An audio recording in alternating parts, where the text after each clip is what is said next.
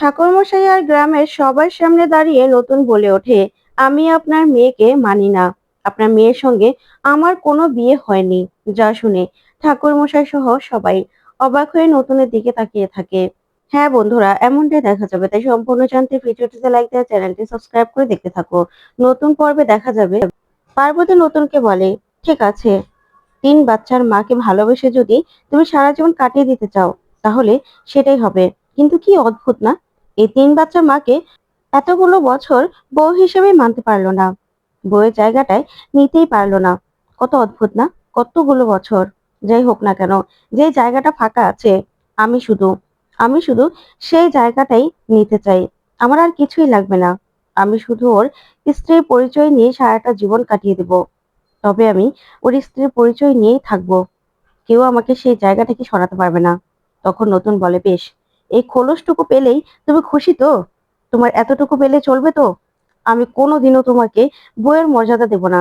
আমিও দেখতে চাই যে আমি তোমাকে স্বীকৃতি না দিলে এই সমাজ এই সমাজ তোমাকে কতদিন কতদিন স্বীকৃতি দেয়। তবে তবে আমি দেখার জন্য এখানে থাকলে তো আমি পৃথিবীর কোন থেকে কোথায় চলে যাব সেটা তুমি আমাকে খুঁজেও পাবে না। বুঝতে পেরেছো? তোমার সেই জায়গায় পৌঁছানো কখনোই সম্ভব নয়। আমার তো সব জায়গায় ভিসা রয়েছে। আমি যে কোনো সময় যে কোনো জায়গায় চলে যেতে পারি। এতদিনে হয়তোবা চলে যেতামও, কিন্তু কিন্তু এই মানুষটার জন্য এতদিন আমি যেতে পারিনি। এখন তো আমার আর কোনো বাধা নেই। আমি চলে যাব। যে কোনো সময় যে কোনো দিন এখান থেকে চলে যাব। বুঝতে পেরেছো? তখন পার্বতী বলে, সে না হয় পরে হবে, কিন্তু এতক্ষণ ধরে আমার বাবা অপেক্ষা করছে, তোমার সঙ্গে দেখা করতে চাইছে। আমি চাই যে কথাগুলো এতক্ষণ ধরে তুমি বলেছো, সেই কথাগুলো আমার বাবার সামনে একদম বলবে না। আমার বাবা যেন কোনোভাবে কোনো কষ্ট না পায়। কমলিনী দি, আমি তোমাকে অনুরোধ করছি, কোনোভাবেই যেন আমার বাবাকে আমার বাবাকে এসব না বলে। আমি না কোনোদিনও কোনোদিনও কারোর সামনে কিছু বলতে যাব না। তুমি এই ফুলশয্যার দিনে আজকে কোথাও যেও না। তোমাকে আমি বলছি, অনুরোধ করছি কমলিনী দি, তুমি চলে গেলে না নানানজন নানান কথা বলবে, আর আমিও না খুব কষ্ট পাবো। তাই তোমাকে বলছি, তুমি প্লিজ যেও না। যেও না তুমি, এই মানুষটা তোমার জন্য কষ্ট পাবে। আমি তো শুধু খোলস নিয়েই আছি। তাই আমি বলছি, তুমি তাড়াতাড়ি এসো। আমি যাচ্ছি। এই বলেই পার্বতী চলে গেলেই কমলিনী কাঁদতে থাকে। তখন কমলিনী কান্না দেখে নতুন বলে, কেঁদো না, চোখের জল মুছে ফেলো। এখানে কান্নার কিছু হয়নি। তুমি তো কাঁদবে কেন? কাঁদবে কেন তুমি? আমি তো এখনো আছি। এই মেয়েটার না, আমি যতটুকু বুঝলাম, মানসিক সমস্যা আছে। তখন কমলিনী বলে, কিন্তু নতুন ঠাকুরপো, ও তো সুসাইড করবে বললো। তখন নতুন বলে, সুসাইড করার কথা শুনে তুমি ভয় পেয়ে গেলে কমলিনী? আর সুসাইড করার অধিকার কি শুধু ওরই আছে, আর কারণ নেই? আমি কি আমি কি সুসাইড করতে পারি না? তখন এই কথা শুনে কমলিনী আরো কাঁদতে থাকে। কি করবে কিছুই বুঝতে পারে না। তখন নতুন বলে, হ্যাঁ, আমি কিন্তু এমনি এমনি বলিনি। তবে যতদূর বুঝতে পেরেছি, এই মেয়ের মানসিক সমস্যা আছে, যার জন্য ওকে আমি আর প্রশ্রয় দেব না। সবকিছু এবার সবার সামনে আসা দরকার। আমি না ওর কোনো কথাই আর মানবো না। তখন এই কথা শুনে কমলিনী খুব কষ্ট পায়। ওইদিকে দেখা যাবে সন্ধ্যা হয়ে গেছে। তখন ঠাকুরমশাই বলে, নতুন বাবা, অল্প সময়ের মধ্যে তোমরা বউ ভাতে কোনো আয়োজন করে উঠতে পারোনি, তাই না? আমি বুঝতে পেরেছি অল্প সময়ের মধ্যে কিছু করা যায় না। তখন নতুন বলে, আপনি কোন আয়োজনের কথা বলছেন ঠাকুরমশাই? তখন ঠাকুরমশাই বলে, আমি বুঝতে পারছি বাবা, আসলে এই সময়ের মধ্যে তোমরা করতে পারোনি তো। ঠিক আছে, কোনো সমস্যা নেই। অন্য একদিন না হয় বধূবরণের ব্যবস্থাটা করে নেবে, তাহলেই হয়ে যাবে। নিয়ম কানুন নিয়ম কানুন আর কি। তোমাদের বিয়েটা যেভাবে হয়েছে ওরকম ভাবে তো আর হয়নি। তাড়াহুড়োয় তোমাদের বিয়েটা হয়ে গেছে। যাই হোক না কেন, আমার মেয়ে আমার মেয়ে এই বাড়ির বউ হয়েছে, সেটাই আমার জন্য অনেক। গায়ের কিছু লোকজন নিয়ে আমি তত্ত্ব নিয়ে এসেছি। তখন নতুন বলে, ঠাকুরমশাই, আপনার সঙ্গে আমার কিছু কথা আছে। তখন ঠাকুরমশাই বলে, হ্যাঁ, বলো না বাবা। আমি বুঝতে পারছি তোমার আমার সঙ্গে কথা থাকতেই পারে, কিন্তু আমার মেয়ে পার্বতী, ও না খুব ভালো মেয়ে, বিশ্বাস করো। তোমরা ওর সঙ্গে সংসার করে দেখো, খুব ভালো লাগবে। তখন তো অনন্যা আর স্বর্গজিৎ তাকিয়ে থাকে। তারপরে ঠাকুরমশাই বলে, আচ্ছা বৌমা, তা পার্বতী কোথায় থাকবে? তোমাদের সঙ্গে থাকবে নাকি এই বাড়িতে থাকবে? এই বাড়িটাও নাকি নতুনই কিনেছে শুনেছি। তা আমার মেয়ে কোথায় থাকবে? তখনই অনন্যা বলে, ঠাকুরমশাই, সেটা না এখনো ঠিক হয়নি। তখন স্বর্গজিৎ বলে, হ্যাঁ ঠাকুরমশাই, সেটা এখনো ঠিক করিনি। তখনই ঠাকুরমশাই বলে, আসলে তোমাদের ব্যাপার আমার কিছু বলারও নেই, তারপরেও আমি বলছি।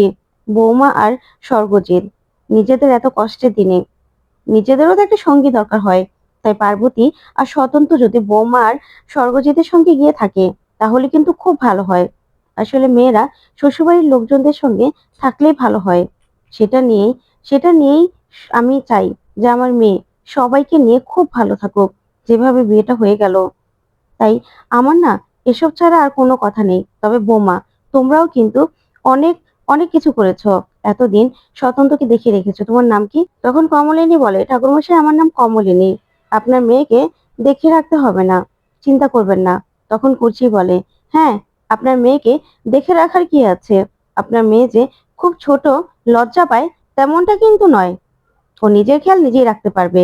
তখন ঠাকুরমশাই বলে, আসলে মেয়েটার তো আর বয়স কম হলো না, আর ও আমাদের পরিবার সবকিছু না ও নিজেই সামলাতো, তাই হয়তো বা মেয়েটা এরকম। ঠিক সময়ে তো মেয়েটাকে বিয়ে দিতে পারিনি। তা কেন বিয়ে দিতে পারিনি সেটা তো না হয় এখানে নাই তুললাম। তখন নতুন বলে, ঠাকুরমশাই আপনার সঙ্গে আমার কথা আছে।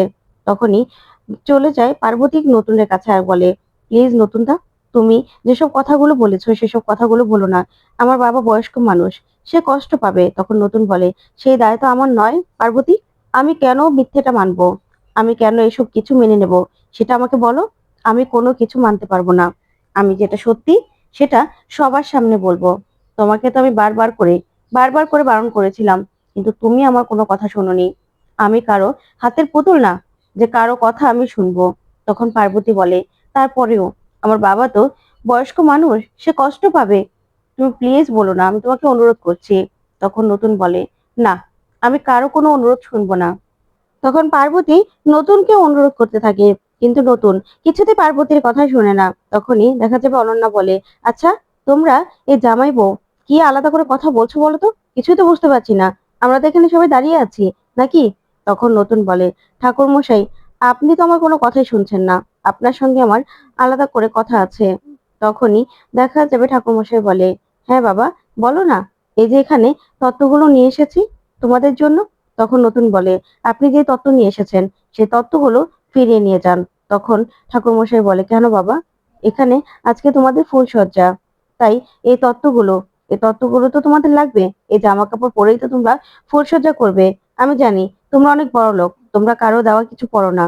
তারপরেও আমি গরিব মানুষ, আমার যতটুকু সামর্থ্য ছিল আমি ততটুকু দিয়েই তোমার জন্য এতটুকু এনেছি। ও পার্বতীর মা গায়ের মেয়েদের নিয়ে এই তত্ত্বগুলো সাজিয়ে দিয়েছে। তুমি না এগুলোকে অবমাননা করো না বাবা। তুমি আজকের দিনে এসব পড়ো বাবা, তোমার ভালো লাগবে। আর মা, এখানে কিছু প্রণামী রয়েছে, তো সবাইকে প্রণাম করে তারপরে তারপরে সবাইকে দিয়ে দিবি, ঠিক আছে? তারপরে দেখা যাবে নতুন বলে, ঠাকুরমশাই, আপনি তো আমার কোনো কথাই শুনছেন না, আপনার সঙ্গে আমার কথা আছে। তখন স্বর্গজিৎ বলে, আচ্ছা নতুন, এখানে না বলে আলাদা করেও তো বলা যায়, তাই না? তখন নতুন বলে, না, আলাদা করে কেন বলবো? যখন সবার সামনে সবটা হয়েছে তাহলে সবার সামনেই সবটা বলতে হবে। তখন ঠাকুরমশাই বলে, বলো বাবা, কি বলতে চাও? তখনই নতুন বলে, ঠাকুরমশাই, আমি আপনাকে স্পষ্টভাবে সবার সামনে একটা কথা বলে দিতে চাই। আপনার সঙ্গে সবার সামনেই আমার কথা রয়েছে। তখনই ঠাকুরমশাই বলে, স্বতন্ত্র বাবা, কি বলবে বলো? তখন নতুন এগিয়ে গিয়ে ঠাকুরমশাইকে বলে, ঠাকুরমশাই, আমি এই বিয়েটা মানি না। তখন তো এই কথা শুনে ঠাকুরমশাই নতুনের দিকে চমকে গিয়ে তাকিয়ে থাকে। পার্বতীও কাঁদতে থাকে। তখন নতুন বলে, হ্যাঁ ঠাকুরমশাই, আমি আপনাকে সবার সামনে দাঁড়িয়ে বলছি, এই বিয়েটা আমি মানি না। তখন ঠাকুরমশাই বলে, কি বলছো বাবা তুমি? এখন এই কথাগুলো বলার কি মানে? তুমি এখন এই কথাগুলো কেন বলছো? তখন নতুন বলে, হ্যাঁ, এখনই তো বলতে হবে। এখন না বললে কি করে হবে? এই বিয়েটা এই বিয়েটা কি করে হলো বলুন তো? এই বিয়েটা হয়েছে? এই বিয়েটা তো কোনো মন্ত্র পড়া হয়েছে, সাত পাকে ঘোরা হয়েছে, না বিয়ের কোনো নিয়ম কানুন মানা হয়েছে? সেটা বলুন আপনি। আপনি বলুন, আপনার আপনার নিয়মে এই বিয়েটা কি সিদ্ধ হয়েছে? তখন এই কথা শুনে ঠাকুরমশাই বলে, হ্যাঁ, আমি মানছি বাবা যে এসব নিয়ম কানুন কিছুই মানা হয়নি, কিন্তু কিন্তু বিয়েটা তো হয়েছে সবার সামনে। বিয়েটা বিয়েটা যখন তুমি করেছো, তুমি যখন সিঁথিতে সিঁদুরটা পরিয়ে দিয়েছো, তখন এসব কথা মানার আর কি বলো? এসব কথা তো মানার কিছু নেই। তখন নতুন বলে, আচ্ছা, আপনি দেখেছেন আপনার মেয়েকে আমি সিঁদুর পরিয়ে দিয়েছি? বলুন। আপনার সঙ্গে তো আপনার মেয়ের সঙ্গে তো আমার কোনো রকম কোনো রিচুয়ালস পালন করা হয়নি। আর ওই বদ্ধ করে সিঁদুরটা পরিয়েছি কিনা সেটাই বা কে দেখেছে? তখন ঠাকুরমশাই বলে, "সেটা বড় কথা নয় বাবা, মনের মিলটাই বড় কথা।" তখন নতুন বলে, "এটাই হলো কথা, মনের মিল। আপনার মেয়ের সঙ্গে আমার কোনোদিনও মনের মিল ছিল? ছিল না তো। আপনার মেয়ের সঙ্গে যদি আমার মনের মিল থাকতো, আপনি যদি জানতেন, তাহলে আপনার মেয়ের অন্য জায়গায় কেন বিয়ে ঠিক করেছিলেন? বলুন তো? আপনার মেয়ের অন্য জায়গায় বিয়েটা ঠিক ঠিক করলেন কি করে? আর আপনার মেয়েই বা সেই বিয়েতে রাজি হলো কি করে? এখন যদি সেখানে পুলিশ চলে না আসতো, তাহলে তো আপনার মেয়ের শ্বশুরবাড়ি অন্য একটা জায়গায় হতো। হতো না? ওই লোকটার সঙ্গে আপনার মেয়ের বিয়ে হয়ে যেত। তাহলে আপনার মেয়ের সঙ্গে আমার মনের মিল কোনোদিনও ছিলও না, আর কোনোদিন হবেও না। বুঝতে পেরেছেন? এই বিয়েটাকেও আমি মানি না। মানি না এই বিয়েটাকে আমি। তখন তো এই কথা শুনে অবাক হয়ে তাকিয়ে থাকে ঠাকুরমশাই। তখন নতুন বলে, "আমি, আমি বিয়ে করিনি বলে, আমি বিবাহিত ছিলাম না বলে আপনারা, আপনারা আমাকে বলির পাঁঠা বানিয়েছিলেন।" তখন কমলিনী বলে, "থাক না নতুন ঠাকুরপো, এসব কথা বলে আর কি হবে? এই বিয়েটা তুমি মেনে নাও না। আর বয়স্ক বাবাকেই বা কেন এইভাবে কষ্ট দিচ্ছ এসব কথাগুলো বলে? এই মানুষটাকে এসব কথাগুলো বলার কি দরকার আছে?" তখন নতুন বলে, "বলা দরকার আছে। আমাকে, আমাকে এভাবে খেলার পুতুল তারা বানাতে পারে না। আমি কোনো খেলার পুতুল নই। আমার সঙ্গে তার মেয়ের কোনো বিয়ে হয়নি।" তখনই দেখা যাবে অনন্যা স্বর্গজিৎকে বলে, "তুমি কিছু বলো?" তখন স্বর্গজিৎ বলে, "আমি কি বলবো বলো তো? আমি তো ভেবেছিলাম যে নতুন যখন পার্বতীকে সিঁদুরটা পরিয়ে দিয়েছে তাহলে তো বিয়ে হয়েছে।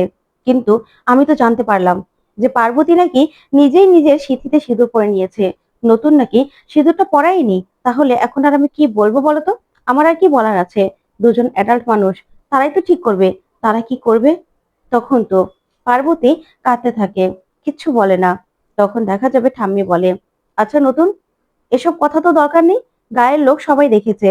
তুই পার্বতীকে গাড়ি করে এখানে নিয়ে এসেছিস তোর বাড়িতে।